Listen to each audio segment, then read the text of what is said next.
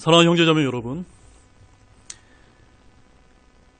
방금 전에 우리가 읽었던 전도서 10장 2절 말씀처럼 지혜로운 자의 마음은 그의 오른손에 있으나 어리석은 자의 마음은 그의 왼손에 있느니라 라고 말씀하고 있고, 또 마태복음 25장 30절에서 34절 그다음 41절에서 양들은 자기 오른편에 두되 염소들은 왼편에 두리라. 그때 왕이 자기 오른편에 있는 자들에게 이르되 오라, 내 아버지께 복받은 자들아, 너희는 세상의 창건 이후로 너희를 위하여 예비된 왕국을 상속받으라. 그때 그가 왼편에 있는 자들에게 이르되 저주를 받을 자들아, 너희는 내게서 떠나 마귀와 그의 천사들을 위하여 예비된 영존하는 불에 들어가라. 방금 제가 읽어드린 이런 말씀들은 최근에 제가 오후 설교 시 인용했던 성경 구절들입니다. 오후 설교 때 제가 했기 때문에 지금처럼 전 성도분들을 대상으로 제가 솔직하게 밝힌 적이 없어서 오늘 제가 이 시간을 갖게 되었습니다. 더욱이 최근 이 말씀 때문에 일부 성도님들께서 왜 강 목사가 좌우로 나누느냐라고 하는 이런 오해가 있기 때문에 성경이 오른쪽은 지혜롭다고 말하고 왼쪽은 어리석다고 말하고 있는 것에 대해서 조금 이해시킬 필요가 있었고, 또한 예수님께서도 민족들을 심판하실 때 오른쪽과 왼쪽으로 나누신 이 말씀을 좀 더 분명하게 여러분에게 조금 설명을 드려야겠다라는 생각이 들게 되었습니다. 저는 오늘 이 교회 목회자이자 감독자로서 좀 더 솔직한 마음으로 하나님과 여러분 앞에 설교를 하지 못함에 있어 늘 부담을 느껴왔습니다. 오랜 기도 끝에 오늘에서야 이 말씀을 무거운 마음으로 전합니다. 저의 목회 방향으로 인해 혹여 은혜가 되지 않는 분이 있을 수 있기에 먼저 송구하다는 말씀을 전하면서 제가 한 말씀을 더 드리도록 하겠습니다. 잠언 22장 3절 말씀에 이런 말씀이 있습니다. 분별이 있는 자는 재앙을 미리 보고 숨거니와 단순한 자들은 나아가다가 벌을 받느니라. 분별이 있는 자는 어떻다고요? 재앙을 미리 보고 숨는다라고 하나님께서 이렇게 말씀하셨습니다. 솔직히 저는 우리나라가 안보, 정치, 경제적으로 너무나 엄중한 위기 가운데 있으며 특히 차별금지법 및 각종 조례들을 통해 한국 교회와 성도들을 위기로 몰아넣는 영적으로 사악한 함한 정책의 시행이 목전에 와 있다라고 그렇게 판단하고 있습니다. 그래서 저는 현 시국과 관련해서 지난 10월 3일과 10월 25일 두 차례나 한국기독교 총연합회가 주관하는 광화문 구국 기도 집회에 참여해서 하나님께 기도하기 위해서 제가 그 먼 길을 다녀온 것입니다. 지금까지 저는 가급적 담임 목회자로서 우리 교회에 맡겨진 목회 사역에 매진해 왔으나 현 시국과 관련하여 계속 마음에 큰 부담이 들었고 우리 교회의 영적 상태와 안목 역시도 어둠 가운데 있는 것은 아닌가 그렇게 저는 진단하고 있습니다. 더욱이 최근 좌우 진영으로 첨예하게 이제 대립된 현 시국과 관련해서 성경적으로 올바로 분별하지 못하는 이런 영적인 상황을 보면서 목회자로서 큰 책임감을 제가 느끼게 되었습니다. 그래서 저는 앞으로의 목회 방향에 대해서 아래와 같이 고민하게 되어서 두 가지만 먼저 말씀을 드리겠습니다. 첫 번째는 저는 앞으로 한국 교회 안에 너무나 깊게 침투해 있는 이러한 왼쪽 가치를 바로잡고 하나님의 오른쪽 가치를 충분히 이해할 수 있도록 더욱더 분명한 설교를 하고자 합니다. 두 번째는 오후에는 지방의 작은 교회 특성상 외부의 명강사를 저희가 초빙할 수 없기 때문에 우리가 반드시 알아야 될 필수 설교와 강연 영상을 함께 시청하며 저 역시도 배우고자 합니다. 여러분은 어떻게 느끼시는지 모르겠지만 현재 저는 국가적으로 엄중한 위기 가운데 있는데 가만히 앉아서 은혜로운 설교를 하기보다는 울부짖으면서 기도하면서 하나님께 우리나라를 제발 구원해달라고 호소하고 싶은 마음뿐입니다. 그럼에도 불구하고 성도분들 중에 최근 저의 이런 목회 방향을 잘 이해하지 못해 어려움을 호소하고 있어서 영적인 어둠 상태의 교회를 방치해둘 수가 없다고 저는 그렇게 생각이 되었습니다.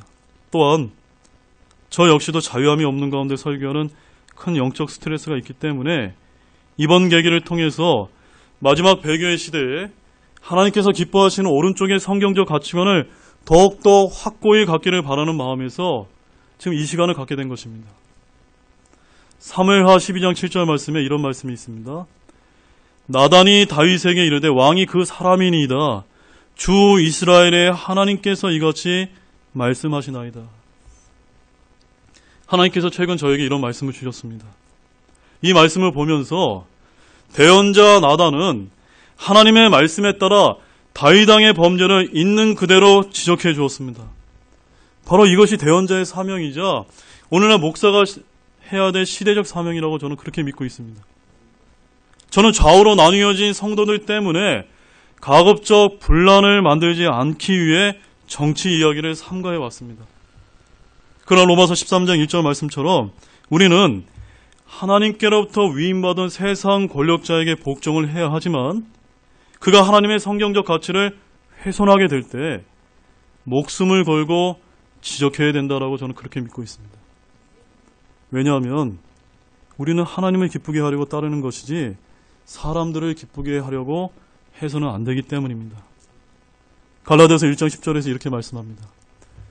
내가 지금 사람들을 설득하느냐, 하나님을 설득하느냐, 혹은 사람들을 기쁘게 하려고 애쓰느냐, 내가 아직도 사람들을 기쁘게 한다면 결코 그리스도의 종이 아니니라. 저는 주 예수 그리스도의 종이 되고 싶습니다. 여러분도 그렇게 되고 싶지 않습니까? 그런데 이렇게 하는 목사를 정치 목사라고 매도하는 것은 전혀 성경적이지 않습니다. 교회는 국가로부터 정치적 간섭을 받지 않기 위해서 정교 분리를 주장하는 것이지 성경의 여러 예들을 보게 되면 얼마든지 가능하다는 것입니다.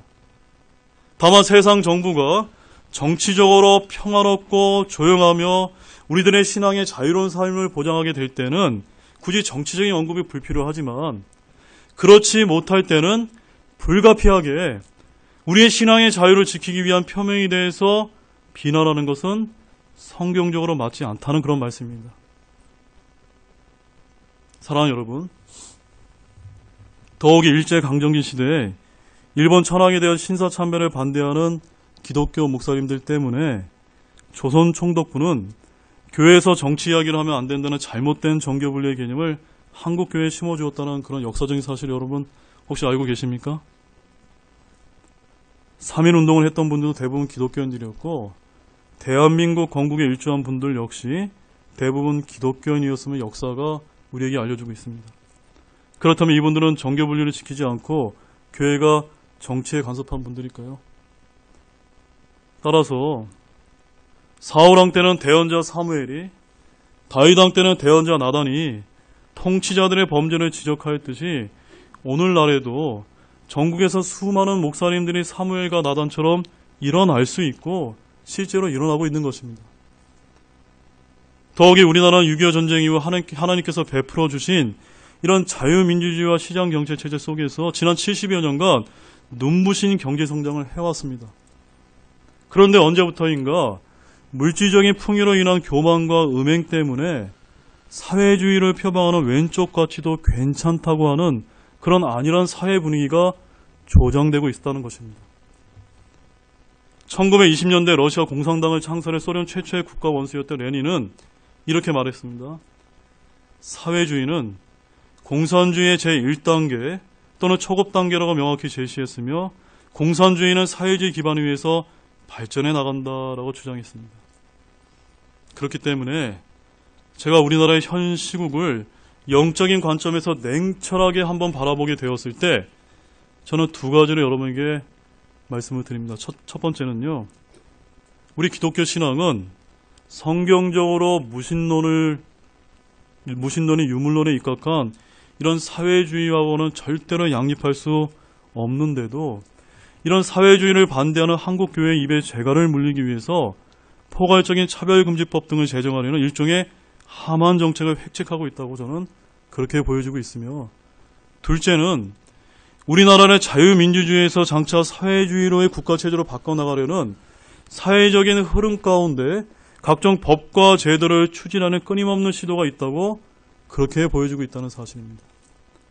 그래서 제가 아는 수많은 목사님들이 오늘날에도 하나님의 오른쪽 가치가 아닌 왼쪽 가치가 팽배해져가는 이러한 사실을 잘 알고 있으면서도 전혀 말도 꺼내지 못하는 안타까운 데 있으며 저 역시도 그런 사람 중에 한 사람이었습니다. 그래서 저는 오늘 하나님만을 두려워하면서 하나님 앞에서 제 선한 양심에 따라 이렇게 솔직하게 여러분에게 말씀을 드리는 것입니다. 그래서 이런 엄중한 영적 현실에 대해서 이제는 더 이상 침묵하지 않겠습니다. 저는 우리 교회가 그 이름처럼 이 어두운 세상에서 비록 힘들더라도 등대와 같이 밝은 빛을 비추어 이 세상의 위험을 알리고 진실을 이야기하는 참된 등대교회가 되기를 갈망하고 있습니다. 오늘 제가 이렇게 갑자기 말씀을 드려서 조금 의아하신 그런 성도분들이 계시다면 정말로 모든 분들에게 죄송하고 송구스럽게 생각하고 있습니다. 하지만 제가 좀 더 솔직하게 여러분들 앞에 이런 사실에 대해서 밝히는 것이 도리일 것 같아서 오늘 이 말씀을 드렸사오니 양해를 제가 부탁을 드리고 주님의 평강과 은혜가 함께 하시기를 주님의 이름으로 축원합니다.